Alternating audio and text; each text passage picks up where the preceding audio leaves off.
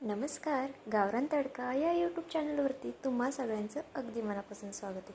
तर आज आपल्याला उपवास स्पेशल अशी काहीतरी वेगळी रेसिपी करायची. तर त्यासाठी मी इथे शाबूस तांदूळ भिजत घातले होते. 2 ते 3 तास शाबूस तांदूळ भिजवले तरी बास होतात. नाही तर तुम्ही रात्रभर शाबूस तांदूळ भिजत घातले आणि सकाळी ही रेसिपी केली तरीसुद्धा चालेल. त्यानंतर मी इथे एक बटाटा बारीक कट करून घेतलेला आहे, स्वच्छ धुवून त्याची साल वगैरे काढून. त्यानंतर शेंगदाण्याचा कूट करून घेतलेला आहे भाजून. मी खूप जास्त असा पावडर केलेली नाही आहे, असे अर्धवट असे शेंगदाणे ठेवलेले आहेत.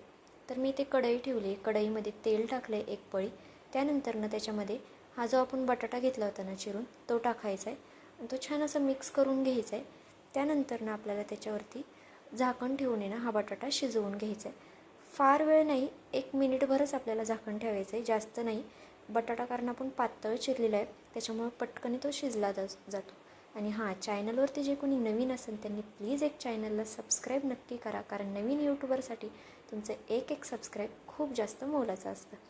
तर हे बघा, आता मी झाकण काढलेलं आहे. आपण आता चेक करूया बटाटा आपला शिजला आहे की नाही. तर हे बघा, बटाटा आपला छान असा शिजलेला आहे. आता आपल्याला हे एकदा मिक्स करून घ्यायचं आहे. त्यानंतर आपल्याला त्याच्यावरती चवीनुसार मीठ टाकायचं.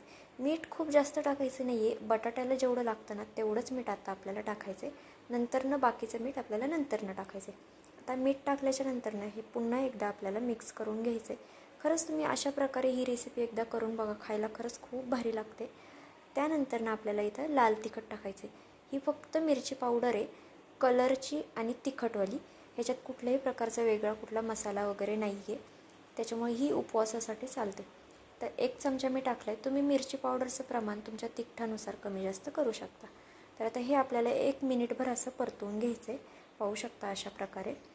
आता त्यानंतर आपल्याला त्याच्यामध्ये जे आपण शाबूस तांदूळ भिजत घातलेले होते ना, ते ह्याच्यामध्ये टाकून घ्यायचे आहेत. हे बघा, अशा प्रकारे शाबूस तांदूळ आपल्याला ह्याच्यामध्ये टाकायचे आहेत. शाबूस तांदूळ टाकल्याच्या नंतर जो आपण शेंगदाण्याचा कूट घेतला होता ना, तोही आपल्याला ह्याच्यामध्ये टाकून घ्यायचा आहे. आणि हां, तुम्ही माझी रेसिपी कुठून बघताय हेही मला कमेंट करून नक्की सांगा. तुम्हाला माझ्या रेसिपी कशा वाटतात हे सुद्धा मला कमेंट करून नक्की सांगा. तर तुम्हाला आता कळालंच असेल की आपण शाबूस तांदळाची लाल मिरचीतली खिचडी करतो आहे. तुम्ही हिरव्या मिरचीतली दरवेळेस करत असाल, पण तुम्ही लाल मिरचीतली जर कधी केली नसेल ना, तुम्ही नक्की करून बघा. चवीला खूप जास्त फरक आहे, खूप जास्त फरकसुद्धा आहे आणि खायलासुद्धा खूप भारी लागते. तर आता हे आपल्याला मिक्स करून ह्याच्यामध्ये चवीनुसार मीठ टाकायचं आहे. त्यानंतर छान असं मिक्स करायचं आहे आपल्याला हे. आणि ह्याच्यावरती झाकण ठेवून अर्धा मिनिटभर झाकण ठेवायचं आहे, वाफ काढायची. झाकण ठेवल्यावर कसं खिचडी मऊसूत होते आणि चिकट वगैरे होत नाही, किंवा असे गट्टे असतात ना तशाही होत नाही. अगदी भारी मोकळी फडफडीत होते. त्याच्यामुळे आपल्याला अर्धा मिनिटच ठेवायचं, जास्त वेळ ठेवायचं नाही आहे.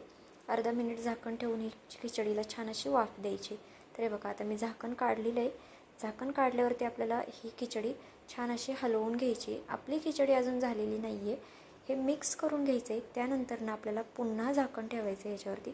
अशाच प्रकारे 5 मिनटं आपल्याला असंच ही प्रक्रिया पूर्ण करायची आहे.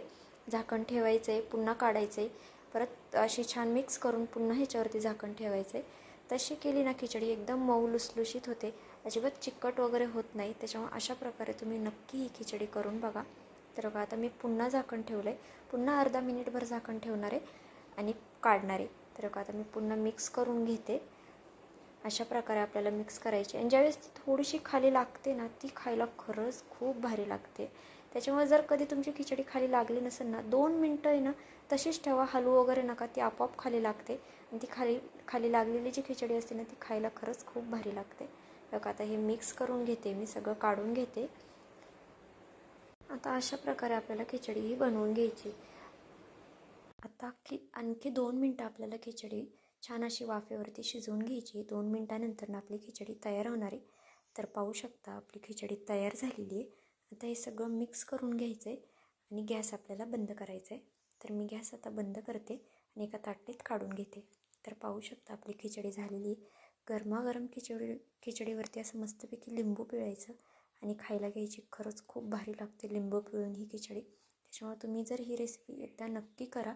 रेसिपी कशी वाटली मला कमेंट करून नक्की सांगा. चॅनलवरती जे कोणी नवीन असेल त्यांनी प्लीज एक चॅनलला सबस्क्राईब नक्की करा.